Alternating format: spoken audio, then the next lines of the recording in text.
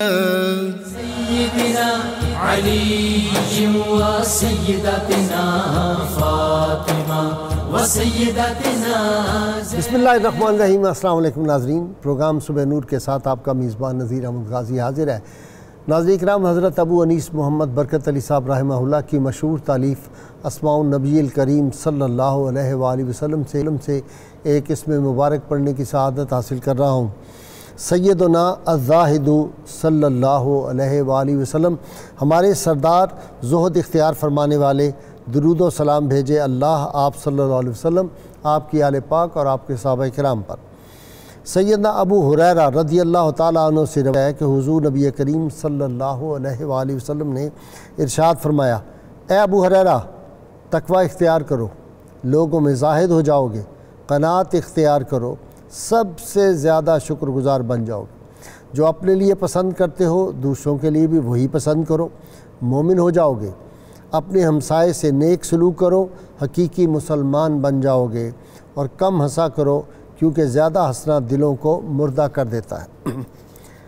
ناظرین کرام، علامہ اقبال نے فرمایا تھا، غریب و سادہ اور رنگی ہے داستان حرم، نہایت اس کی حسین ابتدا ہے اسماعیل.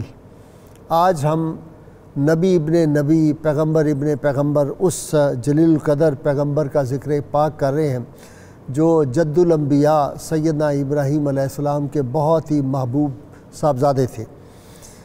ناظرین کرام، منزل صبر و رضا کی ابتدا جو وہاں ہوئی تھی اور پھر اس کی جو تکمیل میدان کربلا میں ہم دیکھتے ہیں. قرآن حکیم میں سیدنا اسماعیل علیہ السلام کو اللہ تعالیٰ نے صادق الوعد کہہ کر ذکر کیا ہے، یعنی وعدے کے سچے، بہت سچے. اور قرآن حکیم میں سورہ مریم میں ان کی جو اوصاف ہیں وہ بھی بیان کیے گئے ہیں. ان کی سیرت کے بارے میں بھی ہمیں وہاں پہ اشارے ملتے ہیں. اسی طرح ہم دیکھتے ہیں کہ قرآن حکیم کی میں 12 مقامات پر سیدنا اسماعیل علیہ السلام کا ذکر پاک ہمیں ملتا ہے. قرآن پاک میں معمار کعبہ ہیں، اپنے والد گرامی کے ساتھ مل کر کس طرح انہوں نے کعبۃ اللہ کی تعمیر کی اور وہ کس طرح بن جاتی تھی. کرین جو تھا، وہ جو پتھر تھا ان کے قدموں کے نیچے، وہ کس طرح بنتا تھا. یہ میرے جو آج اسکالر حضرات ہیں وہ اس پہ تفصیل سے بتائیں گے. رحمت کونین صلی اللہ علیہ وآلہ وسلم نے ان کی فصاحت کی بڑی تعریف کی ہے. کئی زبانوں کو جانتے تھے اور بچپن میں جو ایثار کا جذبہ، وفا کا جذبہ اور والد کی اطاعت کا جذبہ اور اللہ کی راہ میں اپنی جان تک سب سے عزیز چیز جو تھی، دونوں باپ بیٹوں میں وہ جو قرآن حکیم کی آیا ہے نا، لن تنالوا البر حتی تنفقوا مما تحبون، اس کی عملی تفسیر کر کے دونوں باپ بیٹوں نے دکھا دی، کمال کر دیا، اور ساتھ ان کی والدہ نے بھی. تو ناظرین کرام، یہ جو آب زمزم ہے یہ بھی ہمیں ان کے صدقے میں ملا ہے. اور آب زمزم وہ ہے جس کے بارے میں اللہ کے محبوب صلی اللہ علیہ وآلہ وسلم نے ارشاد فرمایا، اس میں شفا ہے. یہ آب زمزم وہ ہے جس کو آدمی پی لے تو اس کو کھانے کی بھی حاجت نہیں رہتی، چاہے وہ 1 برس آب زمزم پیتا رہے. اور یہ دنیا کا وہ واحد مقدس مطہر پانی ہے. اس کو 10 برس آپ رکھیں، 50 برس رکھیں، یہ اسی طرح رہتا ہے، اس میں کوئی خرابی پیدا نہیں ہوتی.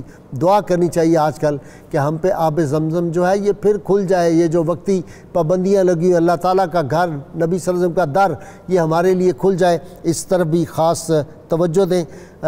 نبی کریم صلی اللہ علیہ وسلم نے ان کی بڑی شان بیان کی ہے. اور پھر صفا مروہ پہ جو سیدہ ہاجرہ رضی اللہ تعالیٰ عنہ جس طرح اپنے بیٹے، محبوب بیٹے کے لیے دوڑی ہیں قیامت تک کے لیے، ان کے بعد آنے والے انبیاء، اولیاء، صلحاء، کسی کا بھی نہ حج مکمل ہوتا ہے اس وقت تک، نہ کسی کا عمرہ مکمل، جب تک وہ اس اللہ کی نیک بندی سیدہ ہاجرہ جس طرح وہاں دوڑی تھی صفا مروہ میں، آج تک سب کو وہاں دوڑنا پڑتا ہے. یہ محبت کے انداز ہیں. اور ہمیں تو اس لیے بھی سیدنا اسماعیل علیہ السلام سے بہت زیادہ پیار ہے کیونکہ ان کی پیشانی مبارک میں نور مصطفیٰ صلی اللہ علیہ وسلم تھا.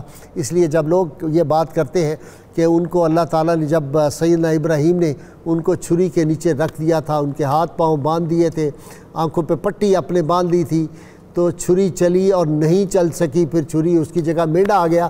تو میں نے کہا کیسے ہو سکتا تھا پھر رحمت کونین صلی اللہ علیہ وسلم کے محبوب کا نور جن کی پیشانی مبارک میں ہو اس پہ چھری کیسے چل سکتی تھی؟ یہ ساری باتیں آج پوچھیں گے۔ اور وہ جو ہے کہ اگر نام محمد را نیا ورد شفیع آدم، نہ آدم یافت توبہ نہ نو از غر کے نجائینہ، اس سب کی باتیں تفصیل سے کرنے کے لیے میرے ساتھ آج شریک گفت جناب پروفیسر سعید احمد خان صاحب، ان کے ساتھ علامہ محمد ظہیر بٹ صاحب، ان کے ساتھ علامہ ذوالفقار مصطفیٰ ہاشمی، تینوں میرے مہمان بنتے رہتے ہیں۔ اور آج میں اپنے آخری جو ہمارا پروگرام کا سیگمنٹ ہوگا اس میں آج ورلڈ بک ڈے بھی ہے اور آج کاپی رائٹس ڈے بھی ہے۔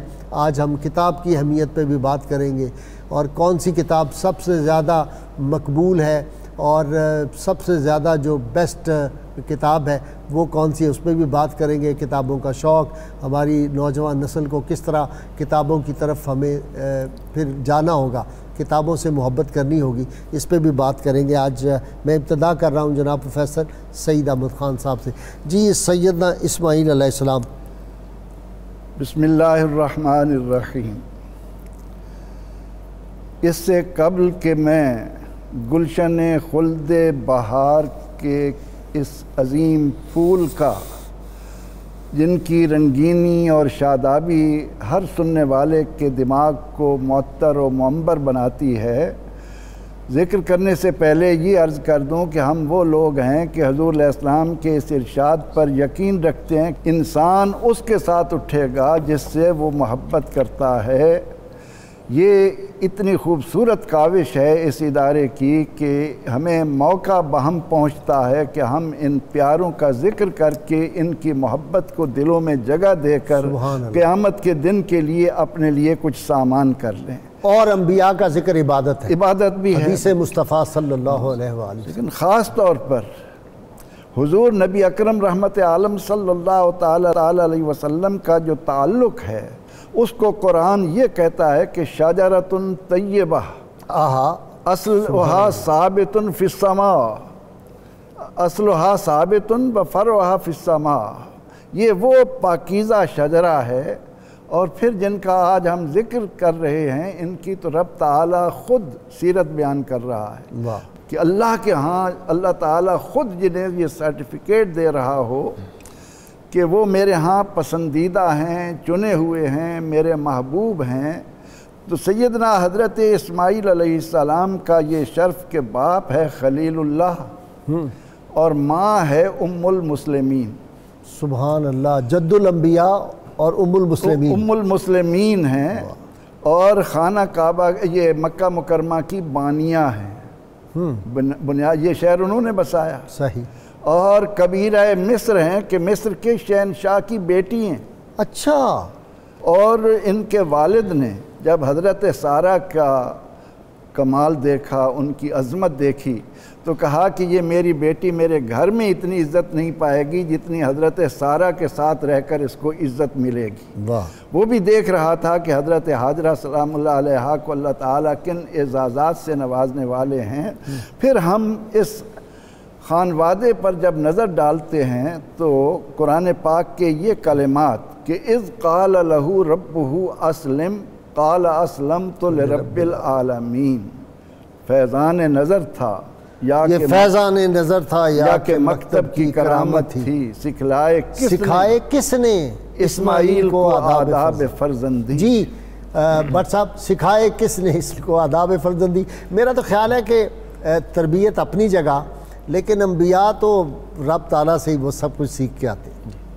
بسم اللہ الرحمن الرحیم۔ بہت شکریہ جناب غازی صاحب۔ آج کی ہماری ممدوح شخصیت حضرت سیدنا اسماعیل علی نبینا وعلیہ الصلاۃ والسلام یقیناً بلا شبہ ایک ایسی عظیم ہستی ہیں کہ جن کے لیے سب سے بڑا اعزاز تو ان کا نبی اور ان کا رسول ہونا ہے۔ اس کے ساتھ ساتھ اگر ہم دوسرے پہلو سے دیکھیں تو ہماری ملت اسلامیہ کے اندر آپ کا ایک بہت بڑا حصہ ہے کہ جتنے بھی ارکان اسلام ہیں اور جتنے بھی دین کے احکامات ہیں، اگر غور سے دیکھا جائے تو وہ اسی خاندان کے نقوش پا ہیں جنہیں اللہ تبارک و تعالی نے پوری امت مسلمہ کے لیے محفوظ فرما لیا ہے۔ یہ اس خاندان کا کوئی ایک احسان نہیں ہے آپ کی والدہ ماجدہ جیسا کہ ابھی ذکر ہو رہا ہے وہ ام المسلمین ہیں، آپ کے والد گرامی اولو العزم پیغمبر جد الانبیاء حضرت ابراہیم خلیل اللہ علی نبینا وعلیہ الصلاۃ والسلام ہیں، اور آپ اسی خانوادہ نبوت کے ایک ایسے عظیم الشان فرد ہیں کہ جنہوں نے اپنی ساری زندگی اللہ کریم کی اطاعت میں اور اللہ کے احکامات کو پھیلانے میں صرف فرمائی ہے، اور قرآن مجید فرقان حمید نے ان کا جو ذکر کیا ہے تو خصوصی طور پہ ان کے 3 اوصاف کو ذکر فرمایا ہے۔ سبحان اللہ۔ ایک تو ان کا حلیم ہونا، بردبار ہونا، دوسرا ان کا صادق الوعد ہونا، وعدے کے پکے ہونا، اور تیسرا یہ کہ کانا یأمر اہلہ بالصلاۃ والزکاۃ، وہ اپنے گھر والوں کو بھی نماز اور زکوٰۃ کا پابندی سے حکم فرمایا کرتے تھے۔ صادق الوعد ہونے کے حوالے سے ایک روایت میں نے پڑھی، علماء فرماتے ہیں کہ آپ نے ایک شخص کے ساتھ کوئی معاہدہ کیا اور اس نے آپ کے ساتھ کسی جگہ پر ملنے کا وعدہ کیا کہ میں اس جگہ پر آپ سے آ کے ملوں گا، اور وہ شخص وعدہ کر کے بھول گیا۔ ایک پورا سال گزر گیا، اور یہ بات علامہ فخر الدین رازی نے تفسیر کبیر میں لکھی ہے، اسی آیہ مبارکہ کی تفسیر میں جو سورہ مریم کی آیت ہے۔ تو سال گزرنے کے بعد وہ شخص آیا، اسے یاد آیا تو آپ اسی مقام پر موجود تھے۔ اب وہ حدیث پاک بھی بیان کر دیں جی، آپ صلی اللہ علیہ وسلم سے جو کسی نے وعدہ حضرت کیا۔ عبداللہ بن ابی الحمصا کا واقعہ، وہ فرماتے ہیں کہ آقا علیہ السلام کے ساتھ اعلان نبوت سے قبل میں نے کچھ تجارت کی، اظہار نبوت سے قبل، اظہار نبوت سے قبل، جی اظہار نبوت اور اعلان نبوت بھی اس کو کہا جاتا ہے، تو اس سے قبل میں نے کچھ تجارت کی اور میں نے یہ وعدہ کیا کہ میں آپ کو بقایا رقم یہیں پہ آ کے دوں گا۔ 3 دن گزر گئے اور مجھے یاد نہیں رہا۔ جب میں 3 دن کے بعد آیا تو آقا علیہ السلام نے بس اتنا ہی جملہ ارشاد فرمایا جس کا مفہوم یہ ہے کہ تم نے ہمیں بڑی تنگی میں ڈال دیا ہے، میں 3 دن سے یہاں تمہارا منتظر ہوں۔ یہ واقعہ ابو داؤد شریف میں موجود ہے۔ جی تو یہ آقا کریم صلی اللہ تعالیٰ علیہ وآلہ وسلم کے جد امجد حضرت سیدنا اسماعیل علی نبینا وعلیہ السلام ہیں۔ یہ واقعہ بھی یہیں پہ بیان کر دیں، کیونکہ یہ جب یہ اس طرح کا واقعہ بیان کرتے ہیں نا تو ایمان کو ایک بلندی مل رہی ہوتی ہے اس وقت، تو میں چاہتا ہوں کہ وہ سیڑھیاں چڑھتے جائیں۔ وہ واقعہ کہ ایک آپ صلی اللہ علیہ وسلم کسی سے سودا کیا اور اس وقت آپ کے پاس پیسے نہیں تھے تو آپ نے کہا میں بعد میں بھجوا دوں گا، تو وہ عورت نے کیا کہا تھا جب لوگ پریشان ہوئے کہ ہم تو ان کو جانتے نہیں، نہ ان کا نام پتہ تھا، تو اس عورت نے کہا کہ ان کے چہرے سے جو نور تھا وہ مجھے بتاتا ہے وہ اگر نہ آئے تو میں دوں گی پیسے، این اس وقت پہ۔ یہ ذرا وہ واقعہ اس وقت میرے ذہن میں مستحضر نہیں ہے۔ وہ اس طرح ہے کہ آپ صلی اللہ علیہ وسلم گئے خریداری کے لیے، اور جہاں پہ وہ منڈی لگی ہوئی تھی وہاں سے جا کے آپ نے کوئی جانور خریدا وہاں سے، اور آپ نے کہا اس وقت تو میرے پاس پیسے نہیں ہیں، میں یہ پہنچا دوں گا کل۔ آپ واپس آ گئے تو وہ جو لوگ تھے وہ پریشان ہو گئے، انہوں نے کہا نہ ہم نے بندے کا نام پوچھا، نہ ہم نے پوچھا پتہ، تو یہ کیا ہوگا؟ تو وہ جو خاتون ایک تھی ان کی ہیڈ وہاں پہ بیٹھی، اس نے کہا تم گھبراؤ نہیں، اس کے چہرے سے جو نور کی شعائیں نکل رہی تھی وہ مجھے بتا رہی تھی کہ وہ شخص سچا ہے، صادق ہے، امین ہے، صادق الوعد ہے، گھبراؤ نہیں، اگر وہ نہ دیں گے میں دوں گی۔ کل جو وقت کا تھا عین دیکھا تو رحمت کونین صلی اللہ علیہ وسلم تشریف ہے۔ جی آپ جاری رکھیں اپنی بات۔ حضرت سیدنا اسماعیل علی نبینا علیہ السلام کے حوالے سے قرآن مجید نے جو واقعات ذکر فرمائے ہیں بطور خاص، ان میں ایک تو آپ کا تعمیر کعبہ کا واقعہ ہے، دوسرا واقعہ آپ کی قربانی کا واقعہ ہے۔ ہم پہلے آپ کے تعمیر کعبہ کے واقعہ کو دیکھتے ہیں جسے قرآن مجید نے پہلے پارے میں ذکر کیا ہے۔ قرآن پاک ذکر کرتا ہے وَإِذْ يَرْفَعُ إِبْرَاهِيمُ الْقَوَاعِدَ مِنَ الْبَيْتِ وَإِسْمَاعِيلُ۔ اب کعبۃ اللہ کی تعمیر یہ تاریخ اسلام بلکہ پوری تاریخ انسانیت کا ایک انوکھا، عظیم الشان اور منفرد واقعہ ہے۔ قیامت تک کے لیے پوری امت مسلمہ کی خاطر اللہ کا گھر تعمیر کیا جا رہا ہے۔ اس حوالے سے بہت ساری باتیں، بہت سارے سوالات ہیں جو بتائے جا سکتے تھے، تفصیلات ہیں جو کہ ڈسکس کی جا سکتی تھیں، لیکن قرآن مجید نے اس مقام پر کچھ بھی ذکر نہیں کیا، صرف ایک بات ذکر کی ہے، وہ یہ کہ اس موقع پر اللہ کے نبی جو تعمیر فرما رہے تھے تو ان کی زبانوں پر دعائیں کون سی تھیں؟ واہ واہ واہ واہ. اچھا یہ وہی بنیادیں تھیں جو سیدنا آدم جی سیدنا آدم علیہ السلام نے جن بنیادوں پر کعبۃ اللہ کو بنایا تھا وہ مرور زمانہ سے منہدم ہو گئی تھیں, کچھ آثار ان کے باقی تھے, تو انہی بنیادوں پر آپ اللہ کے گھر کو بنا رہے تھے. اب قرآن مجید یہ ذکر کر رہا ہے کہ ان دونوں اللہ کے پیارے نبیوں کے ہونٹوں پر جو دعائیں تھیں, رب کریم سے جو تعلق تھا, اس تعلق کو وہ کس انداز میں ذکر کر رہے تھے؟ ربنا تقبل منا انک انت السمیع العلیم. کوئی فخر و مباحات نہیں ہے, کوئی سینہ تنا ہوا نہیں ہے, گردن اکڑی ہوئی نہیں ہے, اور اس چیز کا اعلان نہیں ہے کہ ہم نے یہ کیا ہے, ہم اللہ کا گھر بنا رہے ہیں اور قیامت تک لوگوں کے لیے قبلہ جو ہے اس کو تعمیر کیا جا رہا ہے, بلکہ عاجزی اور انکساری کا پیکر بن کر دونوں باپ بیٹا عرض کر رہے ہیں ربنا تقبل منا, اے ہمارے رب ہماری اس کوشش کو قبول فرما لے. سبحان اللہ. تو یہی عاجزی اور انکساری انبیاء کرام علیہ السلام کا شیوا ہے. اب دیکھیں کہ آقا کریم صلی اللہ تعالیٰ علیہ وسلم انکساری اور عجز جہاں بھی ہو تو اللہ تعالیٰ کی رحمتوں کا نزول ہوتا ہے. تو آپ دیکھیے کہ فتح مکہ جب ہوتا ہے, آقا کریم صلی اللہ تعالیٰ علیہ وآلہ وسلم اپنے غلاموں کے ساتھ 10,000 صحابہ کرام علیہم رضوان کے جلوں میں جب فاتحانہ شان سے داخل ہوتے ہیں تو اس کو قرآن نے فتح مبین کہا ہے. اور اس موقع پر آپ ذرا ملاحظہ فرمائیے کہ آقا علیہ السلام کی عاجزی اور انکساری کی کیا انتہا ہے کہ صحابہ کرام بیان فرماتے ہیں کہ ہماری نگاہوں کے سامنے آج بھی وہ منظر گھوم رہا ہے کہ آقا کریم صلی اللہ علیہ وسلم اپنی ناقہ مبارکہ پر سوار ہیں اور آپ کا چہرہ مبارک پیشانی مبارک جھکی ہوئی ہے کجاوے کے ساتھ, اور کجاوے سے لگ رہی ہے. جی ہاشمی صاحب, کجاوے سے لگ رہی ہے. جی انکساری اور عجز تو تمام انبیاء کرام میں انکساری اور عجز تمام صحابہ کرام میں, اولیاء امت میں یہ پھر چلتی رہی ہے. جی یہ وصف ہے نا بہت اعلیٰ. جی بالکل ایسا ہی ہے. بسم اللہ الرحمن الرحیم. قبلہ غازی صاحب, سیدنا اسماعیل علیہ نبینا علیہ السلام کی بات ہو رہی ہے, تو حضرت ابراہیم علیہ نبینا علیہ السلام کافی عمر رسیدہ ہو گئے, اللہ تبارک تعالیٰ کی بارگاہ میں دعا فرما رہے ہیں کہ رب حب لی من الصالحین. تو جب اللہ تبارک و تعالیٰ نے آپ کی دعا کو شرف قبولیت عطا فرمایا, بیٹا پیرانہ سالی میں جو ہے وہ عطا فرمایا, تو آپ نے ان کا نام اسماعیل رکھا. اسماعیل کا مطلب ہے کہ رب نے سن لیا. اللہ یہ نام بھی تو اوپر سے آیا ہے. جی بالکل, اللہ نے سن لیا. اسما کا مطلب ہے کہ سن لیا, اور عیل کا مطلب جو ہے وہ اللہ تبارک و تعالیٰ کا نام ہے, مطلب اللہ کو عیل جو ہے وہ عبرانی زبان میں کہتے ہیں. اور اس کا اگر ہم عربی میں مطلب ترجمہ کریں تو اس کا مطلب مطیع و فرمانبردار ہوتا ہے. ٹھیک. حضرت اسماعیل نبی علیہ السلام کو ابو العرب بھی کہتے ہیں, ابو الحجاز بھی کہتے ہیں, اور ذبیح اللہ بھی ہے جو آپ کا لقب ہے. یہ ذبیح اللہ ہونے کا جو معاملہ ہے اور آپ کا جو سفر ولادت کے فوراً بعد کا ہجرت کا ہے, اگر وہ سارے معاملات کو دیکھا جائے تو آپ کی جو ذات اقدس کے اندر ایک وصف بہت زیادہ نمایاں اور غالب نظر آتا ہے, وہ پیکر صبر و رضا کا ہے.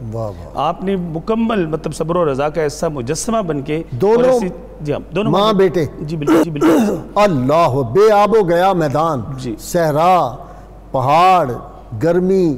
جی ہاں, قرآن نے کہا بواد غیر ذی زرع, ایک بوڑھا درخت تھا بس اس کے نیچے اس مقام پر جہاں آج کعبۃ اللہ ہے, وہاں حضرت ابراہیم علیہ السلام نے اللہ کے حکم سے سیدتنا ہاجرہ رضی اللہ تعالی عنہا, کہ جن کا اصل نام ویسے حاجر ہے, کیونکہ حاجر عربی زبان میں کہتے ہیں, مطلب جس زبان کا یہ لفظ ہے اس میں کہتے ہیں کمل کے پھول کو, تو لیکن ہمارے ہاں حاجرہ کے نام سے جو ہے وہ چلتا ہے.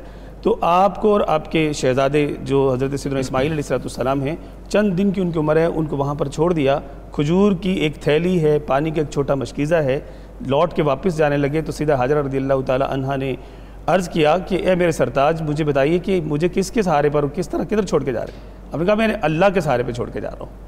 آپ نے کہا پھر ٹھیک ہے, پھر آپ جا سکتے ہیں. یقین رب تعالیٰ پہ یقین, اللہ توکل اور قناعت اور یقین اور صبر و رضا کے جو دروس ہمیں آپ کی سیرت اقدس سے ملتے ہیں, وہ آج ضرورت ہے کہ نسل انسانی اس کی پیروی کرے. حضرت سیدتنا ہاجرہ رضی اللہ تعالی عنہا کے پاس وہ جو زیادہ مطلب سفر تھا یا کہہ لیجیے کچھ توشہ تھا, وہ کچھ ہی دن میں ختم ہو گیا. اور اس کے بعد پھر اپنی جان کی تو فکر تھی نہیں, اللہ پر متوکل تھی, لیکن وہ ننھے شہزادے جو تھے وہ بار بار اپنی مطلب پیاس کی شدت کا اظہار کرتے.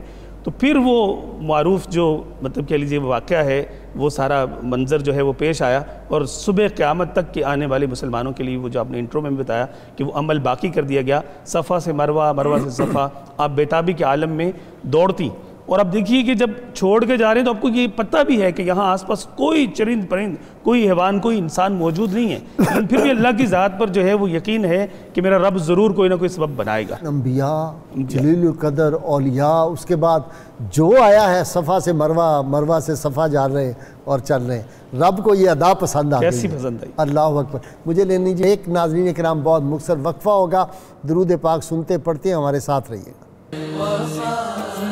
وسيدنا حسين وعلى آله وصحبه۔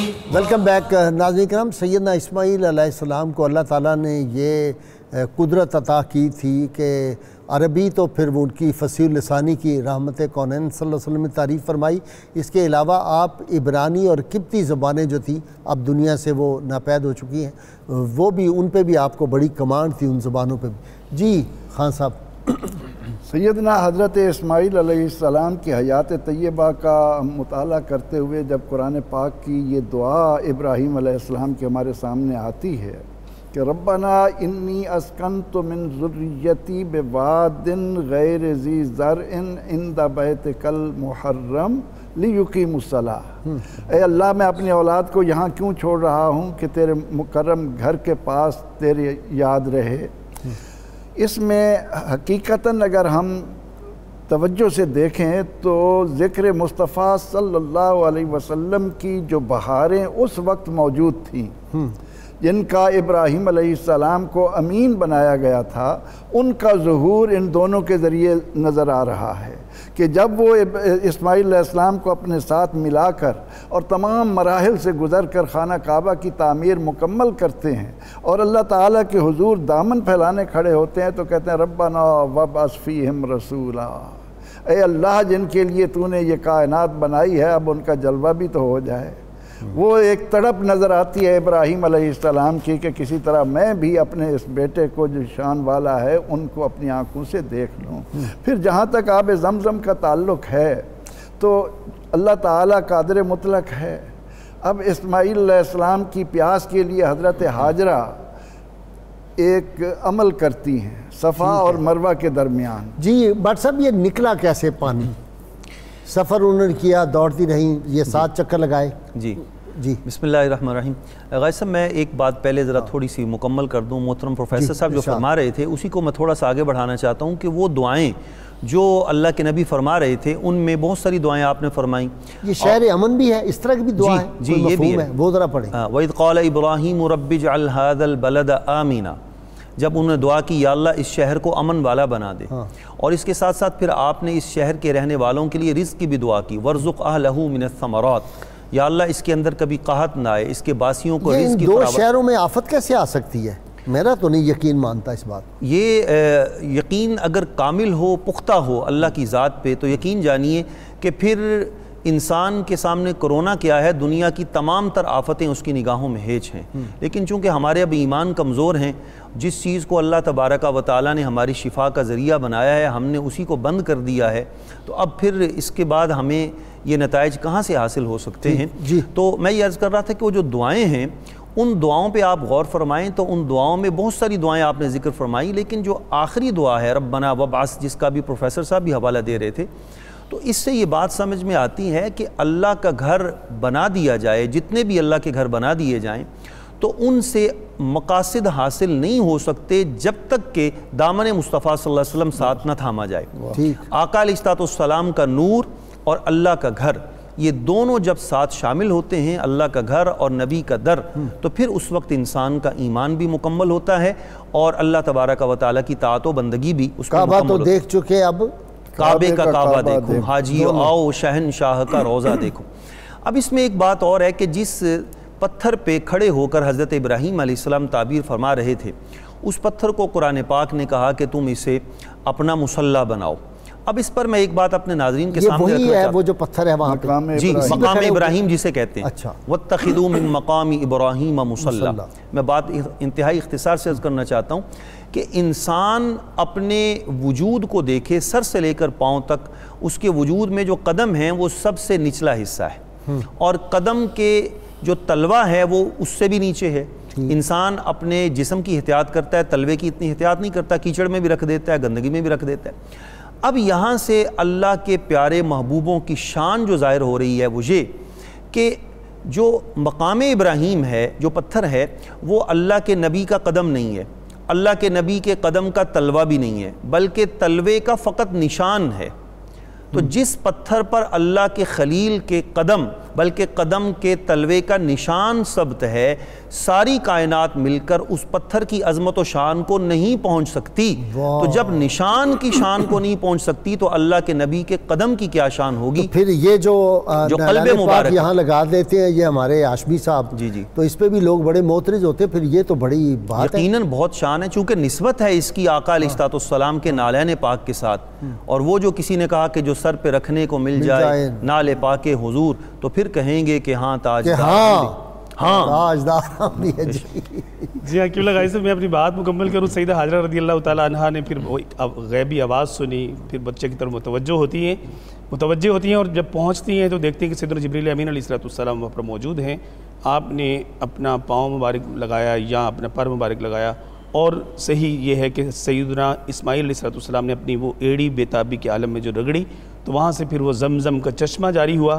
سیدہ حاجرہ رضی اللہ تعالیٰ عنہا نے اس سے خود بھی پیا، اپنے بیٹے کو پلایا۔ مینا میں کیا ہوا؟ مینا میں تو قبلہ غائی صاحب پھر وہ واقعہ جو ذبیح اللہ آپ کا ہونے کا جو اللہ تعالیٰ نے آپ کو مسند عطا فرمائی، اعزاز عطا فرمایا، وہ واقعہ پیش آتا ہے قرآن حکیم فرقان مجید سورۃ الصافات کے اندر۔ اس کو بڑی تفصیل کے ساتھ ذکر کیا گیا ہے۔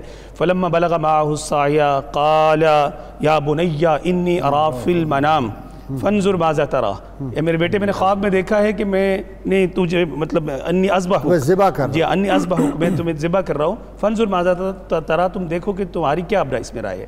بڑا ایک مطلب محبت کا ایک کہہ لیجیے کہ بیان ہے، مشورہ ہو رہا ہے، یہ نہیں کہ مطلب میرے رب نے مجھے کہہ دیا تو میں تمہاری رائے نہیں لوں گا۔ اب تمہاری رائے مطلب پھر بھی مقدم کہ آپ بھی مطلب نبی ہیں، اور پھر مطلب آداب بھی سکھانے ہیں، طریقہ بھی بتانا کرینہ، اور پھر فنظر ماذا ترى، آپ نے کہا کہ مجھے بتاؤ کہ تمہاری کیا رائے۔ بیٹا کیا کہتا ہے؟ جی قال یا ابت افعل ما تؤمر ستجدنی ان شاء اللہ من الصابرین، کہا ابا جان آپ وہ کر گزریے جو آپ کے رب نے آپ کو کرنے کا حکم دیا ہے، ان قریب آپ مجھے صبر کرنے والوں میں سے پائیں گے۔ انبیاء کی خواب حجت ہوتی ہے، بے شک باقی کسی کی نہیں، بالکل کسی کی سوائے نبیوں کے۔ انبیاء کا جو خواب ہے اس کے بارے میں جو جزیہ بیان کیا گیا کہ وہ بمنزل وحی کے ہے، اور بقیہ جو ہے وہ اس طرح کا کوئی خواب ہے تو اس پر عمل کرنا وہ ضروری نہیں، شیطان کا طرف سے بھی ہو سکتا ہے۔ اچھا جی، اب ابلیس پہنچ گیا جی۔ ابلیس پھر آیا رکاوٹ ڈالنے، آپ اپنے گھر سے سجا سنوار کے بیٹے کو لے کر چلتے ہیں، ابلیس رستے میں مطلب اسے دیکھا کہ یہ تو بہت بڑا منصب ان کو مل جائے گا، سب کچھ۔ جی ہاں، تو پھر وہ 3 مرتبہ اس نے کوشش کی، اور مطلب تفسیر میں آتا ہے کہ بہت عظیم الجثہ ہو کے پورا رستہ اس نے روک لیا۔ تو آپ کو پھر اللہ تعالیٰ کی طرف سے حکم ہوا کہ اس کو جو ہے وہ جبریل امین نے حکم دیا کہ آپ اس کو کنکر ماریے۔ تو وہ کنکر مارنے کی جمرہ اولا، عقبہ اور وسطیٰ جو ہے اس کو وہ جو آج حجاج کرام کی مطلب واجبات حج میں سے ہے، ہر حاجی کے لیے لازم ہے، واجب ہے بالکل، اس کے بغیر حج مکمل نہیں ہوتا۔ وہ 7 کنکریاں جو ہیں وہ آپ نے ماری اور وہ دفع ہو گیا، اور اس طرح پھر آپ نے اپنے بیٹے لخت جی وہ اب آج چونکہ ورلڈ بک ڈے اور کاپی رائٹ ڈے ہے تو اس کی بھی بات کر لیں۔ ناظرین کرام، ہم وہ خوش بخت لوگ ہیں جو وہ آج بک ڈے ہے، دنیا میں سب سے زیادہ پڑھی جانے والی کتاب قرآن حکیم ہے، اور دنیا میں ایک ہی کتاب ہے جس کے حفاظ دنیا میں پائے جاتے ہیں، 6 سال کی عمر سے لے کر اور 80 90 100 سال تک کے جو لوگ ہیں ان کو قرآن حکیم یاد 30 پارے، اتنی ضخیم کتاب ہے، ان کے سینوں میں محفوظ ہے۔ اللہ نے فرما دیا تھا اِنَّا نَحْنُ نَزَّلْنَا الذِّكْرَ وَإِنَّا لَهُ لَحَافِظُونَ، ہم اس کو نازل کرنے والے، ہم اس کی حفاظت کریں گے۔ کمال کر دیا ہے کہ نول دیکی جو تھے جنہوں نے انسائکلوپیڈیا برٹینیکا کا لکھا تھا 8th ایڈیشن، اس میں قرآن پہ جن کا مضمون ہے، اس نے کیا کہا، بہت لمبی تفصیل ہے کہ 42 نسخے اکٹھے کیے، کوشش کی کہ قرآن حکیم کو بھی جس طرح پہلی کتابوں میں شامل کر دیے گئے تھے ادھر ادھر رتب و یابس، وہ ثابت کریں کہ قرآن بھی وہ نہیں ہے جو قلب مصطفیٰ صلی اللہ علیہ وسلم میں نازل ہوا تھا۔ ریسرچ ہوئی، اس کے بعد کیا کہتا ہے نول دیکی، بہت بڑا عالم ہے، کہتا ہے all our efforts have failed to find interpolation in قرآن، ہماری ساری کوششیں رائے گاں گئیں، کروڑوں ڈالر بھی خرچ کیے، لیکن قرآن وہی ہے جو قلب مصطفیٰ صلی اللہ علیہ وسلم میں نازل ہوا تھا، وہی آج پروفیسر سعید خان اور بٹ صاحب اور ہاشمی صاحب پڑھتے ہیں۔ ناظرین کرام، ہم وہ خوش بخت لوگ ہیں، اسی لیے ولیم میور جو تھا اس نے جو خط لکھا تھا وزیر اعظم برطانیہ کو، اس نے کہا تھا کہ ہم اس وقت تک ہندوستان میں پوری حکومت اپنی نہیں رکھ سکتے جب تک ہم یہ جو 3 چیزیں نہیں ختم کر سکتے. محمد کا قرآن ہمارے راستے میں رکاوٹ ہے نعوذ باللہ. محمد کی تلوار اور محمد کی امت کا جو ہے نسبت عشقی جو ہے صلی اللہ علیہ وسلم، یہ ہم نہیں ختم کر سکتے. تو آج کتاب کے حوالے سے ہم شروع کریں گے. آج ضرورت ہے ہم کتابوں سے اپنا تعلق پیدا کریں، قرآن حکیم، اس کی تفاسیر پڑھیں. ہمارے نوجوان اور وہ سیرت کی کتابیں ہیں، علامہ نور بخش توکلی کی سیرت رسول عربی ہے، ضیاء النبی ہے پیر محمد کرم شاہ صاحب کی، اور دیگر. تیسری کتاب آپ نے جو بٹ صاحب سید الورا قاضی عبد الدائم کی، اور اب تو بہت ہی کتابیں ہمارے لوگوں نے لکھی. خیر جی خان صاحب، کتاب سے تعلق جو ہے وہ ہم نے وہ معزز سے زمانے میں مسلمان ہو کر اور ہم خار ہوئے تارک قرآن ہو کر. ٹھیک جی، کتاب سے تعلق. حضور نبی اکرم رحمت عالم صلی اللہ تعالی علیہ وسلم نے علم کے ساتھ مومن کے تعلق کو اہمیت دے کر ان پر کتاب کی اہمیت کو واضح کر دیا. نون والقلم وما یسطرون، دوات قلم جو کچھ لکھا جائے. اور اہل ایمان نے کتاب کو جو اہمیت دی، تمام تر ہماری عظمتیں اسی کتاب کی بنیاد پر تھی. کہ بیت الحکمہ قائم ہوا، مامون الرشید نے اس پر جو کام کیا اس نے مسلمانوں کو کہاں سے کہاں تک پہنچا دیا. اور میں اتنا ہی کہنے پر اکتفا کروں گا کہ اس کتاب سے دوری نے ہمیں کہاں لا کھڑا کیا. اقبال اس کا رونا اس طرح روتا ہے کہ حکومت کا تو کیا رونا کہ وہ ایک عارضی شے تھی، نہیں دنیا کے آئین مسلم سے کوئی چارہ، مگر وہ کتابیں اپنے جی بٹ صاحب، یہ اب آپ کا سبجیکٹ ہے، آپ یورپ میں رہیں، مگر وہ علم کے موتی کتابیں اپنے آبا کی، جو دیکھیں ان کو یورپ میں تو دل ہوتا ہے سی پارا. جی محترم غازی صاحب، سب سے پہلی بات تو میں عرض کروں گا کہ اگر ہم دیکھیں تو اللہ تبارک و تعالیٰ نے قرآن پاک کی جو سب سے پہلی وحی نازل فرمائی ہے وہ اقرا سے شروع ہو رہی ہے. پونے 600 سال کے عرصے کے بعد تقریباً وحی الہی کا رابطہ جب انسانیت سے قائم ہو رہا ہے تو اس میں عبادت کا حکم نہیں ہے، نماز روزے کا حکم نہیں ہے، سب سے پہلے پڑھنے کا حکم ہے اور قلم کا ذکر کیا جا رہا ہے. یہ اتنی اہم چیز ہے، لیکن افسوس، انتہائی افسوس کہ آج امت مسلمہ اپنا رشتہ علم سے، کتاب سے، پڑھنے اور لکھنے سے بالکل ختم کیے چلی جا رہی ہے. اور جہاں تک یورپ کی بات آپ فرما رہے ہیں تو میں نے وہاں پہ دیکھا ہے کہ بچپن سے ہی بچے کو کتاب کا ایسا عادی بنایا جاتا ہے کہ اس کے ماحول کے مطابق، اس کے ذہنی مزاج کے مطابق ایسی کتابیں جن میں کہانیاں ہوتی ہیں. انڈر گراؤنڈ میں جا رہے ہیں، بس میں جا رہے ہیں، ہر ایک کے ہاتھ میں کتاب. اور غازی صاحب ایک اور بات کہ بچے چھوٹے نرسری کلاس میں بھی جا رہے ہیں تو ان کو بھی کتاب سے ایسا رشتہ مضبوط کیا جا رہا ہے کہ انہیں وہاں بھی کتابیں پڑھائی جاتی ہیں، انہیں اچھی بکس دی جاتی ہیں، انہیں لائبریری میں بھیجا جاتا ہے. ٹیچرز بچوں کو لے کے لائبریری چلے جاتے ہیں، وہاں ان کو کہانیاں خود پڑھ کے سناتے ہیں، پوئم سناتے ہیں، نظمیں سناتے ہیں.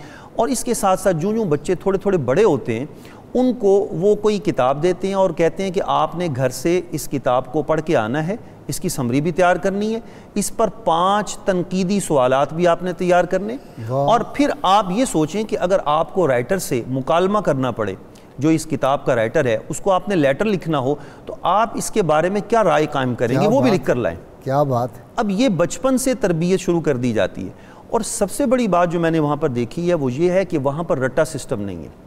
ہمارے ہاں کتاب میں بچے کو نظم زبانی یاد کروائی جاتی ہے، کوئی کتابوں کا بستہ نہیں ہوتا، بالکل نہیں ہوتا. وہیں کتابیں ہوتی ہیں. میں گیا ہوں سب سکول دیکھے. جی کمال ہے. ویسے تو چھوٹے بچے جو ہیں وہ اتنی ضخیم کتابیں پڑھ رہے ہوتے ہیں کہ جنہیں دیکھ کر انسان حیران ہو جاتا ہے کہ ہمارے ہاں جو بی اے پاس بچہ بھی ہے وہ اتنی بڑی کتاب پڑھ کے اس کی سمری تیار شاید نہ کر سکے جتنا کہ وہاں 3ری 4تھی اور 5ویں کلاس کے بچے کر رہے ہوتے ہیں. جی ہاشمی صاحب، ہمارے ہاں بڑے لوگ ہوں گے، سوٹ پہنا ہوا، بڑا قیمتی لباس، کوئی کتاب کا ذکر آ جائے کہیں گے کتاب ہے آپ کے پاس، ذرا کچھ دے دیں گے پڑھنے کے لیے. یعنی خریدنے کی کتاب کو ہم غیر ضروری سمجھتے. سگریٹ ہم خرید لیں گے، پرفیوم خرید لیں گے، کپڑے قیمتی خرید لیں گے، کتاب کا شوق ہی مٹتا جا رہا ہے. جی آپ نے بالکل صحیح توجہ دلائی اور بڑے بر وقت ہے. آج کل لاک ڈاؤن کے ماحول میں تو زیادہ کتابوں کی ضرورت ہے. اور بڑا مشہور مقولہ ہے قبلہ غازی صاحب کسی کا کہ ریڈرز ہی لیڈرز ہوتے ہیں. تو یہ کتاب بہترین رفیق زندگی ہے، یہ برائیوں سے بچاتی ہے. اور یہ بھی کسی نے کہا تھا کہ لباس اگرچہ پرانا پہنو لیکن کتاب نئی ضرور خریدو. حضرت سیدنا ابو عبیدہ بن جراح رضی اللہ تعالیٰ عنہ کے حوالے سے آتا ہے کہ آپ نے اپنے بیٹوں کو نصیحت کی تھی کہ اے میرے بیٹو بازاروں میں گھوم کر زندگی کو بیکار مت گزارنا، اگر جانا پڑے تو یا تو اسلحہ ساز کی دکان پہ جانا یا پھر کتاب فروش کی دکان پہ جانا۔ یہ کتابیں جو ہیں یہ انسان نے، آپ دیکھیے کہ انسانی جو مطلب ارتقاء ہے انسانی تہذیب کا، تو پتھروں پتوں پہ لکھتے لکھتے آج ای بک تک پہنچ گیا، لیکن ہم نے اس سے آج استفادہ حاصل کرنا چھوڑ دیا ہے۔ آج دیکھیے کہ ہمارے بچوں کو مطلب وہی بات ہے کہ گلا تو گھونٹ دیا تیرا اہل مکتب نے، وہی والی بات ہے کہ بس صرف نصابی کتابوں تک، اور وہ بھی صرف امتحان پاس کرنے کی حد تک اپنے آپ کو محدود کر لیا ہم نے۔ وہ جو علم کا شوق ہے، تعلق اور کتاب سے تعلق، مکاتب میں اور مدارس میں مطلب جہاں تدارس ہوتا ہے وہاں بھی یہ چیزیں مطلب لوگوں بچوں کے اندر پیدا ہی نہیں کی جا رہی نا۔ اچھا جی بٹ صاحب، دلایا نہیں جا رہا۔ آپ تو وہاں تھے ان دنوں۔ جی 9/11 کے بعد دنیا میں جو سب سے زیادہ جو بیسٹ سیلر ہوئی ہیں، ایک قرآن حکیم ہے اور ایک مثنوی مولانا روم ہے۔ جی جی اور وہ آپ یاد کریں کہ نکلسن نے جو لیکچر دیا تھا دوسری جنگ عظیم کے بعد کہ لوگوں، یورپ والوں، انسانیت کی تباہی ہوگی، اگر بچانا ہے رومی سادی پہ دروازے کھولو اپنی درسگاہوں کے۔ تو یہی بات کہی اس نے، جو پریزیڈنٹ نکسن تھا، اس کی جو کتاب ہے سیز دی مومنٹ، اس میں اس نے کہا 750 سال تک ہم بجھے ہوئے چراغ جو تھے وہ مشرق سے لے کے روشن کرتے رہے، مشرق سے ہم نے سارے علوم حاصل کیے۔ اس کے بعد کہتا ہے ہماری جب باری آئی تو ہم کنجوس ہو گئے، ہم نے کہا نہیں یہ علم بھی نہیں دینا، یہ بھی نہیں دینا۔ تو ہم نے دنیا میں جب وہ عروج دیکھا ہے، وہ جو ہمارا دور زرین تھا، وہ تو کتابوں کی وجہ سے نہیں تھا، علم کی وجہ سے۔ غازی صاحب آپ جو بات فرما رہے ہیں بہت حد تک میں اس سے اتفاق کرتا ہوں، لیکن ایک بات میں اور اس میں ایڈ کرنا چاہ رہا ہوں کہ کتابوں کے ساتھ ساتھ ہمارا جو ایک طرہ امتیاز تھا وہ تربیت تھا۔ اور جس بات کی طرف آپ اشارہ فرما رہے ہیں کہ علم بھی بانٹا جائے، لیکن اس کے ساتھ ساتھ یہ سعدی اور رومی جو ہیں یہ تزکیہ نفس اور اخلاقی تربیت کے حوالے سے یہ بہترین تربیت کرتے ہیں۔ ہمارے مدارس میں تو آج بھی الحمدللہ سعدی کو، رومی کو پڑھایا جاتا ہے، لیکن بہت ساری جگہوں پر ان چیزوں کو چھوڑ دیا گیا ہے، اخلاقی تربیت پہ بالکل توجہ نہیں دی جا رہی۔ خاص طور پر آج کل جو جدیدیت کے نام پر جو ہماری آنے والی نسلوں کا ذہن بدلا جا رہا ہے، اور ان کو اعتماد اور کانفیڈنس کے نام پر جو ذہنی بغاوت ان کے ذہنوں میں ڈالی جا رہی ہے، یہ بہت خطرناک چیز ہے۔ تو تربیت، ادب اور اس کے ساتھ کتابیں لائے کے ضبطی سمجھتے ہیں کہ جن کو پڑھ کے لڑکے باپ کو خپتی سمجھتے ہیں۔ جی تو ہمارے ہاں مدارس میں اور دینی جامعات میں، اسکول و کالج میں اگر ہم وہی ماحول لے کر آئیں کہ جس کے اندر علم کے ساتھ ساتھ تربیت، بلکہ علم سے پہلے تربیت ہو، ادب سکھایا جائے، بڑے چھوٹے کی تمیز سکھائی جائے، کیونکہ اس وقت غازی صاحب انفارمیشن اور معلومات کی بہت کثرت ہے، اور ہر بندہ معلومات کی کثرت پہ نازاں ہے کہ میرے پاس بہت زیادہ معلومات ہیں، اور اس کو شیئر بھی کرتا ہے، لیکن اس کو اپنے وجود پر طاری کرنا اور اس کے مطابق عمل کرنا، اس پر بہت کم لوگ توجہ دیتے ہیں۔ ہاں صاحب، یہ کائنات باب سوالات ہے اور قرآن باب جوابات ہے۔ دنیا کے تمام علوم قرآن کے اندر موجود ہیں، اس پہ اب ریسرچ ہو چکی ہے۔ جی امام شافعی رحمۃ اللہ علیہ نے اس وقت فرما دیا تھا کہ جمیع العلوم فی القرآن لیکن تکاثر عنہ افہام الرجال، ہی کہ تمام علوم اللہ تعالیٰ نے جو کتاب نازل فرمائی ہے اس کے اندر موجود ہیں۔ اس کتاب سے جب تک ہمارا تعلق رہا، کیا یہ بات انسان کو حیرت میں نہیں ڈالتی کہ امام جعفر صادق رضی اللہ عنہ کے مکتب میں 4000 طلباء ہیں، اور وہیں جابر ابن حیان تیار ہو رہا ہے؟ کیسے کیسے انہوں نے نجومی تیار کیے، علم ہندسہ کے تیار 23 والیوم میں Quranic encyclopedia professor Ashfaq Ahmad Khan صاحب، انگریزی میں بھی لکھا ہے جی، کمال کر دیا بابے نے، اور اردو میں بھی لکھا ہے اس عمر میں۔ 27,000 علوم انہوں نے ثابت کیا ہے قرآن کے اندر ہے، 27,000 علوم، اور یہ ابھی ان کی ریسرچ ہے، ممکن ہے یہ 27 لاکھ بن جائیں۔ یہ تو بنیاد ہے، ہاں بنیاد، 27,000 بنیاد ہے اس کے، اللہ کا کلام ہے، اس کی انتہائی کوئی نہیں۔ ہمارے تمام تر ذخائر جو ہیں ہر طرح کے وہ قرآن کریم کے اندر موجود ہیں، لیکن ضرورت اس امر کی ہے کہ آج وہ کتنے خوش نصیب باپ ہیں جو اپنی اولاد کو ساتھ بازار لے جاتے ہیں، انہیں اور کوئی چیز نہیں خرید کر دیتے، کہتے ہیں کہ کتاب خریدو، تو کتاب کی طرف تعلق کو جوڑنے کے لیے از حد ضروری ہے کہ اس کی افادیت کو جانا جائے، بزرگ مطالعہ کریں۔ مجھے تو حیرت ہوتی ہے کہ جب پنجاب یونیورسٹی کے اور انٹل شعبے میں جا کر میں دیکھتا کہ ہمارے اسلاف کی کتابوں کو کسی نے نہ جاری کروایا، نہ ان کی گرد جھاڑی، تو جہاں خزانے اس طرح سے ضائع ہو جائیں، اور وہاں جا کر آپ دیکھیں یورپ میں تو انہوں نے ایک ایک کتاب کے لیے کتنی حفاظت کی۔ 1857 تک وہ سب ہمارے محتاج تھے۔ ٹیپو سلطان کا کتب خانہ آج تک اس طرح زبردست محفوظ کیا وہ انہوں نے، اور ساری کتابیں رکھی ہوئی ہیں۔ تو بس جی آج کی نوجوان نسل کو جی آپ استاد ہیں، جی چند ایک بنیادی باتیں یہ ہیں کہ سب سے پہلے تو یہ کہ ہمارے والدین گھروں میں خود بھی قرآن مجید پڑھیں اور بچوں کو پڑھنے کی تعلیم دیں۔ اس کے ساتھ ساتھ آقا کریم صلی اللہ علیہ وسلم کی سیرت طیبہ یہ ہر مسلمان کے گھر میں ضرور ہونی چاہیے۔ تصوف کی کتابیں اور تصوف کی کتابیں، سعدی پڑھائیں، رومی پڑھائیں، بالکل کشف المحجوب پڑھائیں، اخلاقیات پر جتنی بھی کتابیں ہمارے بزرگوں نے لکھی ہیں وہ ضرور گھر میں ہونی چاہیے۔ اور سب سے بنیادی چیز یہ ہے کہ ماں باپ خود گھر میں قرآن کھول کے بیٹھیں بچوں کے سامنے۔ جی ہاشمی صاحب۔